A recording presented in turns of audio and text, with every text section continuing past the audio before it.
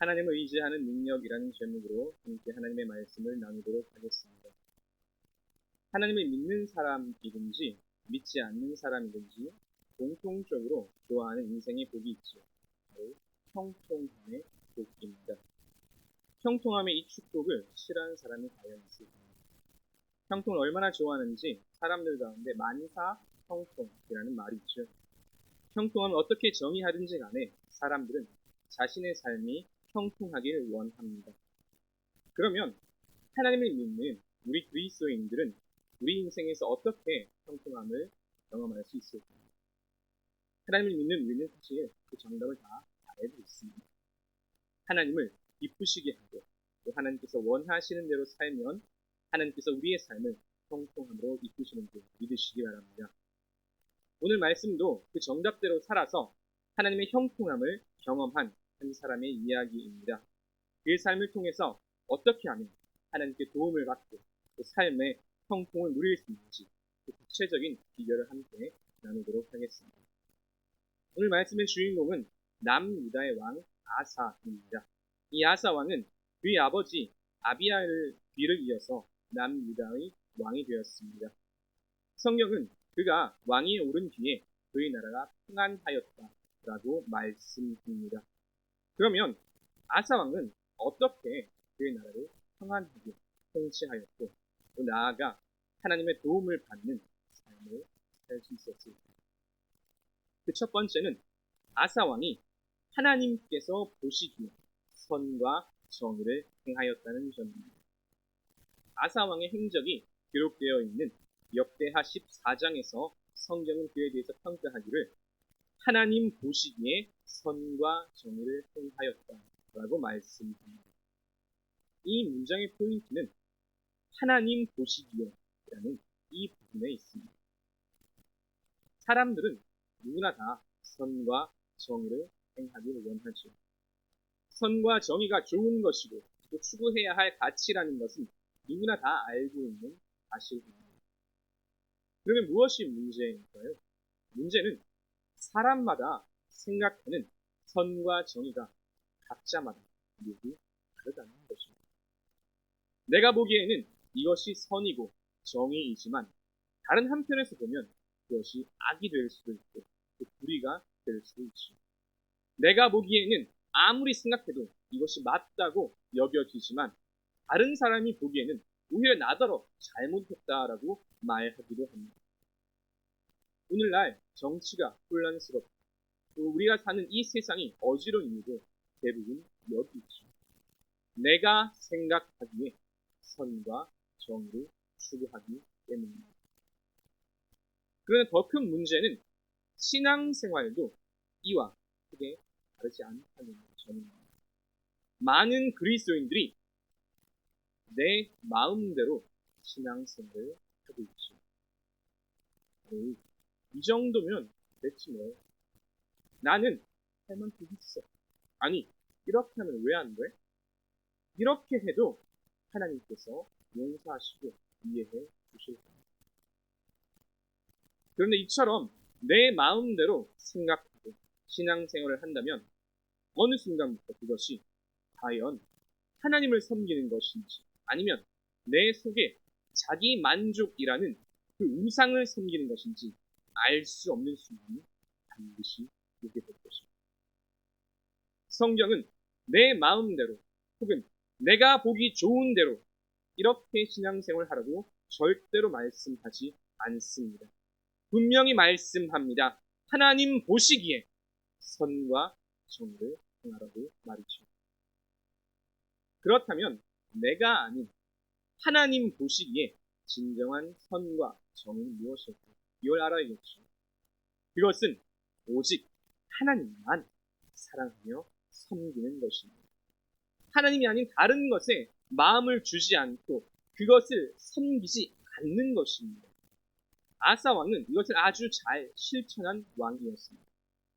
이스라엘이 이제 정착 생활을 시작하고 이방 민족들과 교류하면서 그들 안에도 점차 이방 문화가 자리 잡기 시작했습니다. 물론 그 중에는 필요한 것들도 있었겠죠.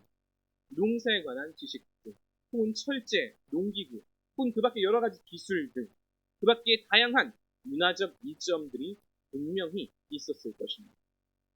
문제는 그러한 이방의 문물들과 함께 이방 신들에 대한 제사와 우상 숭배의 문화도 함께 들어갔다는 점입니다. 다윗 왕과 또 솔로몬 시대까지만 하더라도 그나마 괜찮았습니다. 다윗 왕은 말할 것도 없이 하나님을 향한 신실한 믿음을 가지고 있었던 왕이었고, 솔로몬도 성전을 짓는 등 분명한 하나님 여호와 신앙을 가지고 있었던 사람이죠. 그러나 르호보암과 또 아비야의 시대를 거치면서 그 신앙은 점차 희미해지기 시작했습니다. 남북 왕국 모두 계속되는 전쟁으로 피폐해지고, 그래서 당장 눈에 보이는 이익을 쫓기 시작했습니다. 그리고 이방 민족의 이 문화에 점차 함몰되어서 여호와 신앙은 점점 더더욱 희미해져갔죠. 이러한 때 아사 왕은 남유다 왕국에서 첫 번째 종교 개혁을 단행합니다. 이방 산당에서 드려지던 모든 제사를 없애고 또 풍요의 여신이라 불리는 아세라 상 등을 찍어서 없애는 등 종교 개혁을 단행합니다. 하나님 보시기에 선은 무엇일까요? 그것은 하나님을 향한 믿음을 절대적인 기준으로 삼는 것입니다. 세상의 신이나 이익이 아니라, 그런 것들을 섬기는 것이 아니라 오직 하나님만 섬기며 하나님을 절대적인 기준으로 가치로 삼는 것입니다. 내가 중심이 되거나 세상의 돈과 힘과 권력이 중심이 되는 것이 아니라 오직 하나님만 섬기는 것, 이것이 곧 하나님 보시기에 선입니다. 그런데 여기에서 우리가 종종 의문이 생길 때가 있습니다. 그것은 우리가 하나님의 말씀대로, 이처럼 하나님의 말씀대로 살고자 했음에도 불구하고 우리 삶이 문제와 또 여러 어려움에 직면할 때이죠. 물론 우리가 100% 완벽하진 않겠지만, 그럼에도 불구하고 우리의 삶 속에서 하나님을 섬기고 또 주님의 뜻대로 살기 위해서 애썼는데도 왜 내게 이런 어려움들이 나타나는가? 아마 이와 비슷한 고민을 해보신 성도님들도 분명히 계실 것 같습니다. 예상하지 못한 시련, 이해할 수 없는 어려움, 이런 것들을 경험할 때 사람은 크게 두 가지 반응을 보입니다. 먼저는 원망입니다. 원망. 믿음의 여부를 막론하고 많은 사람들이 이와 같은 반응을 보이는 것이 대부분이지요. 믿지 않는 사람들은 말할 것도 없고 신앙을 가진 사람이라 할지라도 내가 하나님 뜻대로 살고자 했는데, 왜 그렇게 노력했는데 왜 내가 이런 어려움을 당해야 하는가, 원망하는 마음을 보일 수 있습니다. 인간적인 마음에서는 충분히 이해가 가죠. 사람이라면 누구나 다 이런 마음을 가질 수 있습니다. 그러나 이것은 절대로 믿음의 태도가 아니죠. 왜냐하면 여기에는 아주 미묘한 감정이 숨어있기 때문입니다. 내가 하나님의 뜻을 행하고 내가 주어진 일들을 다 했는데 왜 내게 어려움이 닥치는가? 혹시 그 미묘함을 발견하셨습니까? 이 원망의 중심에는 바로 내가 있습니다. 하나님이 중심이 되어야 하는데 내가 중심이 되고, 내가 이만큼 했는데 왜 그만큼 받지 못하는가 하는 이런 마음이 숨어있는 것입니다. 그러나 아사 왕은 그렇지 않았습니다. 그는 끝까지 믿음의 태도를 보여주었지요. 왕이 된 이후에 종교 개혁을 하는 등 수많은 일들을 하였음에도 지금 남유다 이 상황은 강대국의 침략이라는 이 위험 앞에 직면해 있습니다. 오늘 함께 읽은 말씀이 바로 이 상황입니다. 그런데 그는 이러한 순간에 하나님을 원망하지 않았습니다. 오히려 하나님께 기도하고 간구하였습니다. 14장 11절 말씀입니다. 아사가 그의 하나님 여호와께 부르짖어 이르되, 여호와여, 힘이 강한 자와 약한 자 사이에는 주밖에 도와줄 이가 없사오니 우리 하나님 여호와여, 우리를 도우소서. 우리가 주를 의지하오며 주의 이름을 의탁하옵고 이 많은 무리를 치러 왔나이다. 여호와여, 주는 우리 하나님이시오니 원하건대 사람이 주를 이기지 못하게 하옵소서 하였더니. 아멘. 제가 개인적으로 가장 좋아하는 성경 구절 가운데 하나입니다. 이 기도에는 아사 왕의 신앙 고백과 함께 그의 간절한 간구가 포함되어 있죠. 뜻밖의 고난과 어려움을 당하였을 때 우리는 어떻게 기도해야 할까요? 아사 왕의 이 기도가 좋은 모범이 됩니다. 첫째로 우리는 기도할 때 힘이 강한 자와 약한 자 사이에 도와줄 이가 주밖에 없음을 시인하고 기도해야 합니다. 힘이 강한 자와 약한 자 사이에 도와줄 분은 오직 우리 주님밖에 없음을 믿고 기도해야 합니다. 우리가 어려움을 당할 때 내 스스로 그 어려움을 헤쳐나갈 수 있다면 인간적으로는 참 좋겠습니다. 하지만 그렇게 할 수 있었다면 생각해보면 애초에 그것을 어려움이라 표현하지도 않았겠죠. 내 힘으로 어찌할 수 없는 상황에서 우리는 어떻게 기도해야 할까요? 세상은 알 수 없는, 또 세상이 알지 못하는 가장 확실한 방법이 바로 기도입니다. 아사 왕과 남유다는 부스라는 강대한 나라의 침공 앞에 있습니다. 구절을 보면 군사가 100만 명이라고 하시고 또 병거가 300대라고 합니다. 오늘날로 치면 장갑차나 탱크가 그만큼 있는 거라 다른 것 없습니다. 남유다 왕국으로는 도저히 막아낼 수 없는 그런 병력입니다. 말 그대로 내 힘으로는 어찌할 도리가 없는 그런 상황이죠. 그런데 이때 아사는 기도합니다. 여호와여, 힘이 강한 자와 약한 자 사이에는 주밖에 도와줄 이가 없사오니 우리 하나님 여호와여, 우리를 도우소서. 우리 힘으로 어찌할 수 없는 그런 어려움을 만났을 때 우리는 절망할 것도 아니고 원망할 것도 아닙니다. 우리는 기도해야 합니다. 세상은 말합니다. 과연 기도가 무슨 힘이 있으며 어떻게 상황을 변화시킬 수 있냐고 오히려 우리에게 말하죠. 그러나 우리는 확신합니다. 지금까지 우리의 삶을 돌아보았을 때 하나님은 언제나 우리와 함께 하시고 우리를 도와주셨습니다. 그렇게 우리는 지금도 앞으로도 확신을 가지고 기도할 수 있습니다. 우리가 주님께 기도할 때 하나님은 우리를 도우신다는 것을 반드시 믿으시기 바랍니다. 둘째로 우리는 주님의 이름을 의지하며 기도해야 합니다. 오늘 말씀의 제목을 하나님을 의지하는 능력이라고 했습니다. 하나님을 의지하는 능력입니다. 여러분, 하나님께 의지하는 것은 능력입니다.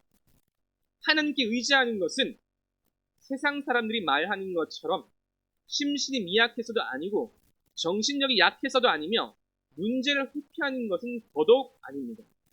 하나님을 의지하는 것은 우리 그리스도인이 지닐 수 있는 가장 강력한 힘이며 능력임을 믿으시기 바랍니다.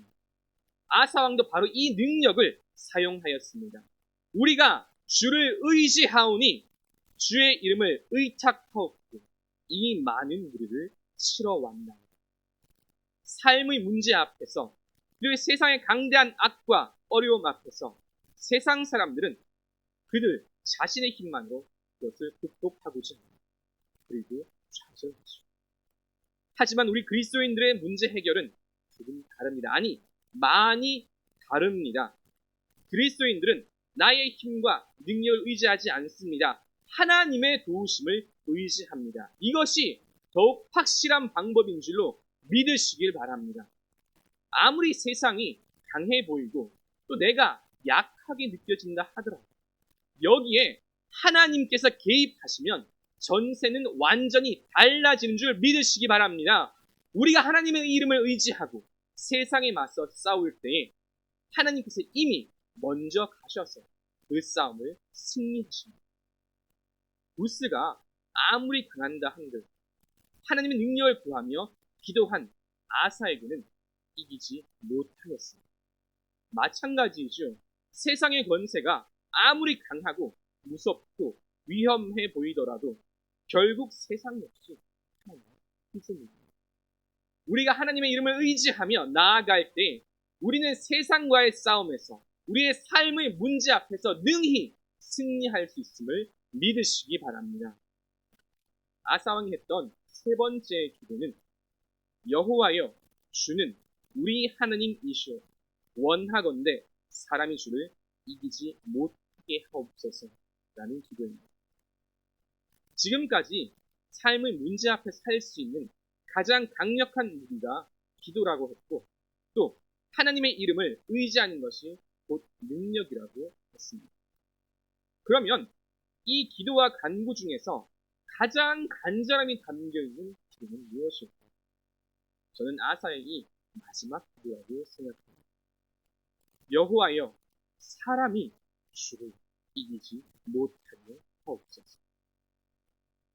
오늘날 세상은 날이 갈수록 악해지며 또 믿는 사람들을 무너뜨리려고 조롱합니다. 그들은 그들의 힘과 권력, 돈과 무기들을 의지하여 우리 그리스도인들을 공격하고 옥죄어 보시오. 그러면서 하나님의 이름과 그 능력까지도 모욕합니다.